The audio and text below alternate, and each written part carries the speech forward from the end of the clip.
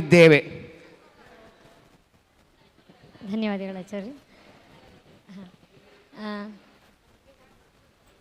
ಈಗ ಈಗ ನಾವು ನೋಡ್ತಾ ಇರೋ ಸಮಾಜದಲ್ಲಿ ಇಷ್ಟು ಭಯಂಕರವಾದ ಸಮಾಜ ಯಾತಕ್ಕೆ ಹೀಗೆ ತಯಾರಾಗಿದೆ ಅಂತ ನಾವು ವಿಚಾರ ಮಾಡಿದಾಗ ನಮಗೆ ತಿಳಿದು ಬರೋದು ಏನು ಅಂದರೆ ಆಧ್ಯಾತ್ಮದ ಕೊರತೆ ಇದೆ. ನಮ್ಮ ಮಕ್ಕಳಿಗೆ ಆಧ್ಯಾತ್ಮದ ಕೊರತೆ ಇರೋದ್ರಿಂದಾಗಿ ಈಗ ಮುಂದೆ ಅವರೇ ದೊಡ್ಡವರಾದಾಗ ಯಾವುದು ಸರಿ ಯಾವುದು ತಪ್ಪು ಅಂತ ತಿಳುವಳಿಕೆ ಇಲ್ಲದೆ, ಪುಣ್ಯ ಪಾಪಗಳ ಅರಿವಿಲ್ಲದೆ, ತಿಳಿದೇನೆ ಹೊರಗಡೆ ಇರುವಂತಹ ಸಮಾಜದಲ್ಲಿ ಏನು ನಡೀತಾ ಇದೆಯೋ ಅದನ್ನೇ ಸರಿ ಅಂದ್ಕೊಂಡು ಫಾಲೋ ಮಾಡ್ತಾ ಇದ್ದಾರೆ. ಈಗ ನಮ್ಮ ಮಕ್ಕಳಿಗೆ ಹಿಂದೆ ಅಜ್ಜಿ ತಾತವರೆಲ್ಲ ಮನೇಲಿ ಇರ್ತಾಯಿದ್ರು. ಅವರು ಆಟಗಳನ್ನ, ಕಥೆಗಳನ್ನ, ರಾಮಾಯಣ ಮಹಾಭಾರತದ ಕಥೆಗಳನ್ನೆಲ್ಲ ಹೇಳ್ತಾಯಿದ್ರು. ಪುಣ್ಯ ಪಾಪ ನರಕ ಅವೆಲ್ಲ ಭಯ ಇರ್ತಾಯಿತ್ತು. ಈಗ ತಂದೆ ತಾಯಿಗಳು ಬ್ಯುಸಿ ಇರ್ತಾರೆ, ಅಜ್ಜಿ ತಾತಂದರು ಮನೇಲಿರೋದಿಲ್ಲ. ಹಾಗಾಗಿ ಏನಾಗುತ್ತೆ, ಎಲ್ಲರಿಗೂ ಆಟದಲ್ಲಿ ಎಲ್ಲರಿಗೂ ಆಧ್ಯಾತ್ಮದ ಕೊರತೆ ಇರಾಗುತ್ತೆ. ಅದರಿಂದ ನಾವು ಮಕ್ಕಳಿಗೆ ಅದನ್ನು ತುಂಬಬೇಕು ಅಂದರೆ ಅವರಿಗೆ ಸಮಯ ಇಲ್ಲ. ಸೊ ಮಕ್ಕಳ ಲಕ್ಷಣ ಏನು ಅಂದರೆ ಅದು ಆಟ. ಆಟಗಳ ಮೂಲಕ ಅಧ್ಯಾತ್ಮವನ್ನು ತಿಳಿಸ್ಕೊಟ್ರೆ ಅವರು ದಾರಿ ತಪ್ಪೋದಿಲ್ಲ, ಅವರು ಒಳ್ಳೆ ಸಜ್ಜನರಾಗಿ ಬೆಳಿತಾರೆ. ಅಷ್ಟೇ ಅಲ್ಲ, ತಮ್ಮ ಸುತ್ತಮುತ್ತಲಿನ ವಾತಾವರಣದವರನ್ನು ಕೂಡ ಅವರು ಸನ್ಮಾರ್ಗದಲ್ಲಿ ತೊಗೊಂಡು ಹೋಗೋದಕ್ಕೆ ಸಾಧ್ಯ ಆಗುತ್ತೆ. ಆವಾಗ ನಾವು ಶಾಂತಿಯುತವಾದ ಸಮಾಜವನ್ನು ನಾವು ನೋಡ್ಬೋದು ಅನ್ನೋ ಉದ್ದೇಶದಿಂದಾಗಿ, ಮಕ್ಕಳಿಗೆ ಅಧ್ಯಾತ್ಮದ ಪರಿಚಯ ಮಾಡಿಸ್ಬೇಕು ಅನ್ನೋ ಉದ್ದೇಶದಿಂದಾಗಿ ಒಂದು 30 ಆಟಗಳನ್ನು ಮಾಡಿದ್ದೀವಿ. ಈಗ ಒಂದೊಂದಾಗಿ ಪ್ರಾರಂಭ ಮಾಡೋಣ. ನೀವು ಆಡ್ತಾ ಆಡ್ತಾ ನಿಮಗೆ ಅದು ಆಸಕ್ತಿ ಮೂಡುತ್ತೆ. ಈಗ ಮೊದಲು ಪ್ರಾರ್ಥನೆ ಮಾಡಿ ಶುರು ಮಾಡೋಣ.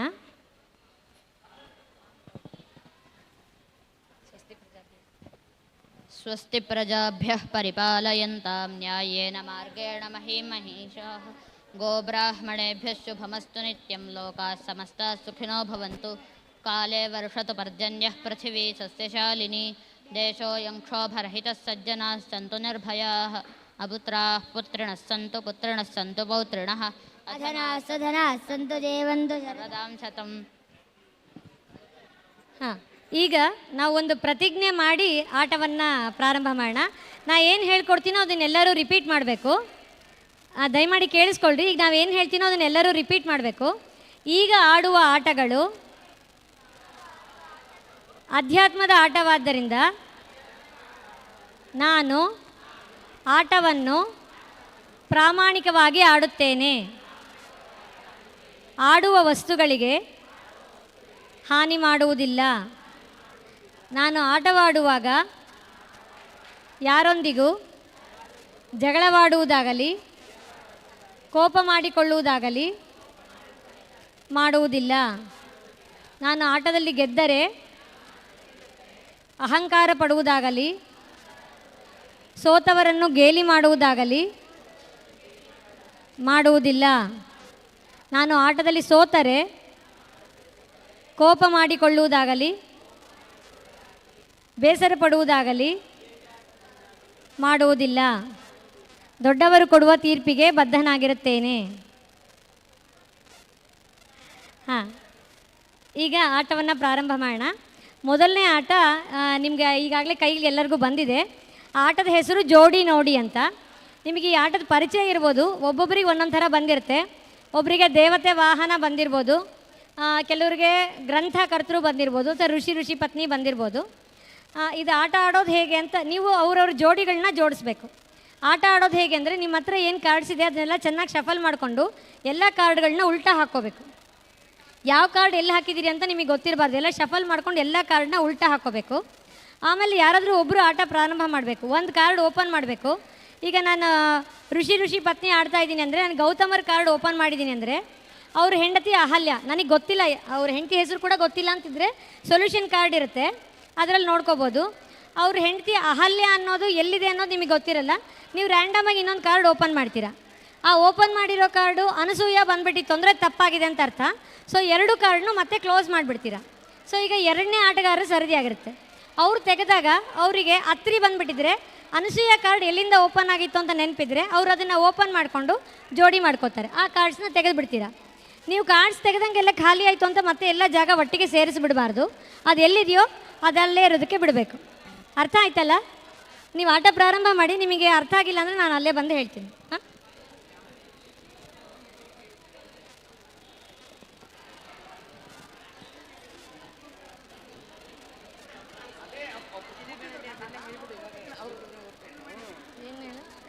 ಇತ್ತೀಚಿನ ದಿನಗಳಲ್ಲಿ ನಾವೆಲ್ಲ ಇದ್ದೇವೆ. ಮಾತಾಡ್ಕೊಂಡಿದ್ದೆಲ್ಲ ಮಾತಾಡ್ಬೇಕು. ಅಂದರೆ ನೀನು ಮೈಕ್ ಎತ್ತಿ ಮಾತಾಡಿದ್ರೆ ಬೇಕು.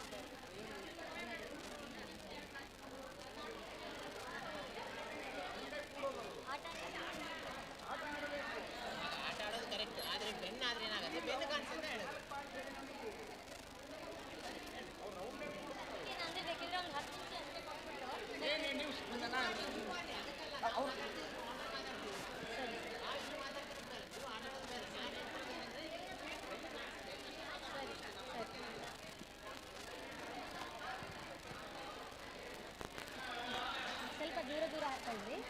ಹಾಂ, 5 ಹಾಕ್ಕೊಳ್ರಿ. 5 ಜನನೇ.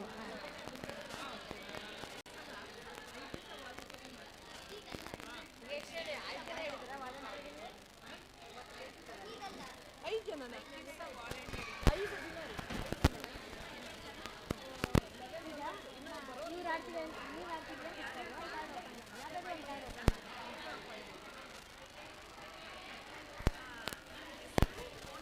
ಇದು ಇಲಿ ಬಂದಿದೆ. ಇಲಿ ಯಾರ ವಾಹನ? ಗಣಪತಿ ವಾಹನ.